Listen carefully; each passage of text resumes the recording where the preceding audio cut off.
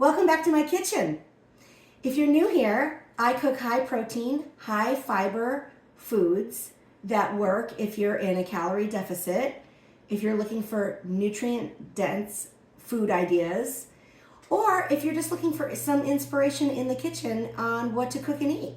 So welcome. Today, we're having curry for dinner. I love chicken curry, and I especially love making it with boneless, skinless chicken thighs. And yes, there are quite a few spices because it is a curry, but none of these spices are that exotic. You can find all of them at your local store. And yes, this recipe also uses coconut milk, and in my version, I do use the full fat version because I just think it tastes better. And so I plan for that in my tracker. So the first thing I like to do when I'm making a curry or anything with like a lot of spices in it, I like to combine all the spices ahead of time. So I'm just gonna measure up my spices and put them in this little bowl. We're gonna start with 2.5 teaspoons of curry powder. And I really like making my own curry rather than buying the simmer sauce because I really think that you can control better all the calories and all the ingredients, and it just tastes so fresh too when you make it yourself. And here I have ground cumin, and I'm just gonna put 2 teaspoons of ground cumin. I really want this to taste like something. So yeah, it's a lot of spices, but you really need it because you want it to taste like a curry.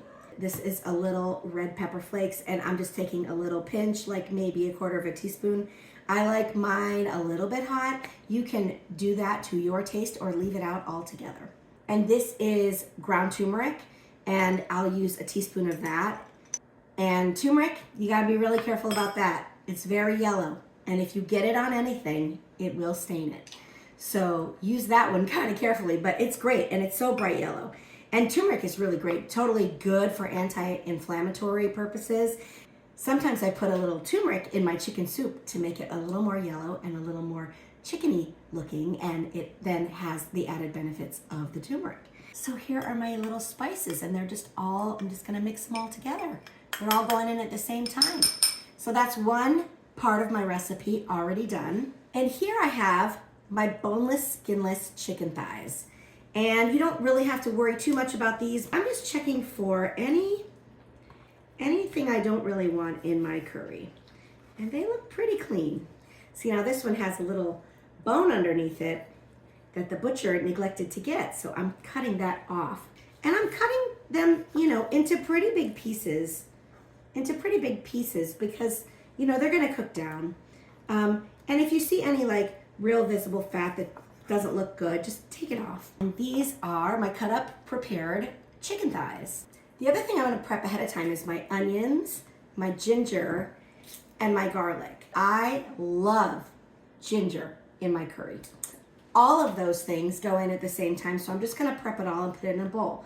I think it's really much easier to do all of this ahead of time rather than trying to manage the pot while you're continuing to cook your ingredients. I am kind of careful when I work with chicken. I did wash this board after I cut the chicken with soap and water, including my knife with soap and water. Even though it's all gonna get cooked, I do use the same board for my meat as I do my veg. I am not going to cut this veg on a board that has raw chicken on it. So this is just like a little knob of ginger. I'm cutting off the coarse parts of it, and I'm just checking it to make sure it's in good shape. But honestly, I washed this and I scrubbed it, and a little bit of skin does not bother me. So I'm just going to slice the ginger and then give it a little chop. And oh boy, this is such a strong flavor. Ginger also very good for you, really good for the belly. So I just do it like this, bringing it together and running my knife through it. And I just chop it and chop it and chop it. I'm not pushing hard on it. I'm just letting the knife ride through it. And eventually, it just minces up for you. There, see, nice and finely chopped. That's a lot of ginger. And you can manage that to your taste as well. And here I have some garlic, which I just give it a light smash. And then I just take the little stem off and peel it up. comes right out. Cracking the little skin of the garlic is just the easiest way to get it done. And I'm gonna give my garlic the same treatment that I gave my ginger. Nice slices, and then I'm just gonna bring it together and run my knife through it. Just like this. Just keep doing it. Gathering it up and run your knife through it. Nice and minced. Very nice and minced. Okay, put that into my bowl with my ginger. Okay, it's me and my friend the onion. So, if you've watched my other videos, you know I wear onion goggles. I just can't deal with onions. I can't, but I love them, and I put them in so many things. All right, the onion's peeled. Cut it in half. I'm just gonna give it one, maybe two little horizontal cuts like that, and then I'm just gonna give it a little chop like this.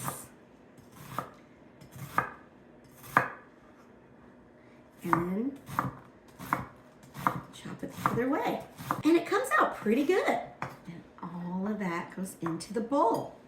Take the glasses off. All right, hello again.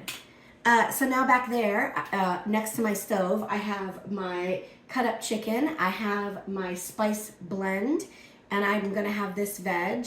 And then the rest of it, I'm just gonna do at the stove for you. Here I have my pan on medium heat, and I'm gonna add 1 tablespoon of canola oil.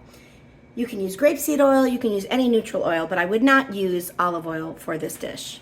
Okay, into my oil, I'm gonna add those onions and that ginger and garlic that I chopped. Oh, and it smells so good. What a fresh smell. And then I'm just gonna let this cook down. We don't want them to be raw. We want them to be a little bit soft, a little translucent. And I'm gonna add a little salt. Okay, now that those vegetables have cooked down a little bit, I get to add the fun spices. And here you wanna be pretty careful because spices can burn. Just for insurance purposes, I lowered my heat a little bit. And oh boy, does it smell good. It smells like curry.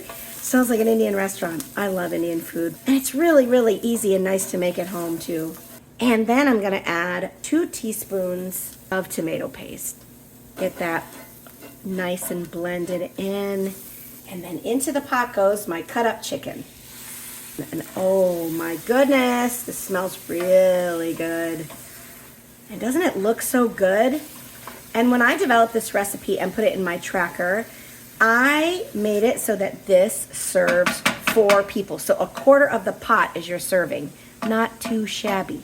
I'm going to give the chicken some salt. We want to make sure the chicken is seasoned.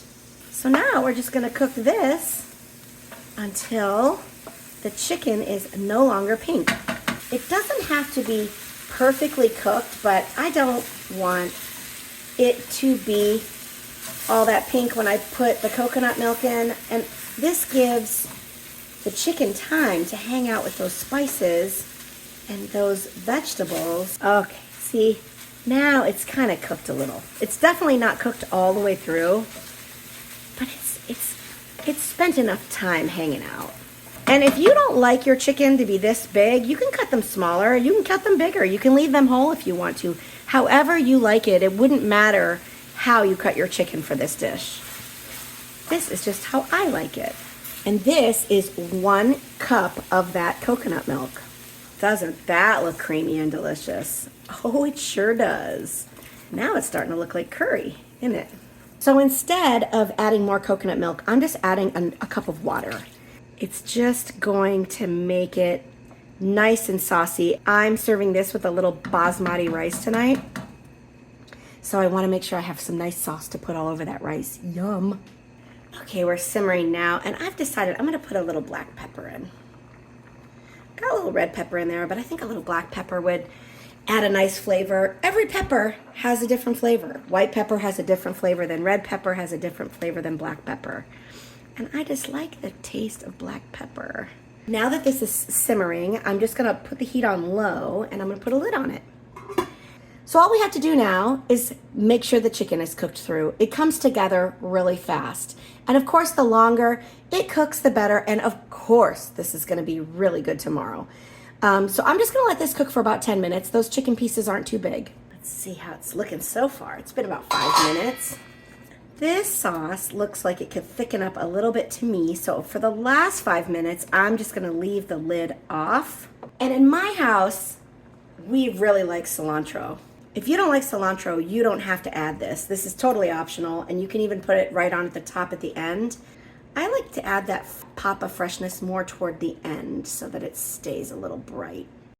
But I think what I am gonna do is just taste for seasoning. I think I am gonna give this just like a pinch of salt, just to brighten it up a little bit more.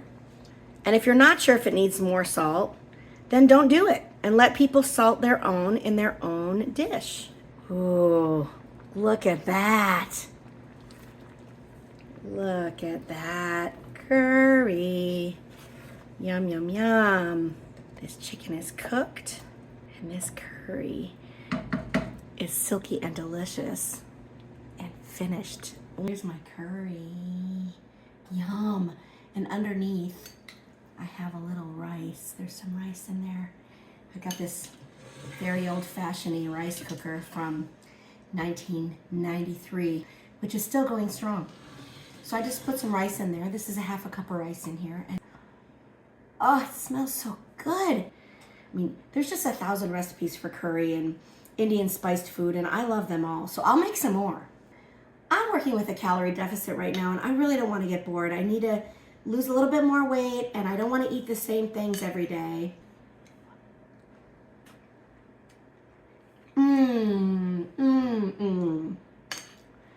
Oh, it's so good. Coconut milk is just a miraculous thing. It's so sweet. It's so nice. It's not sugar sweet. It's just coconut sweet, you know?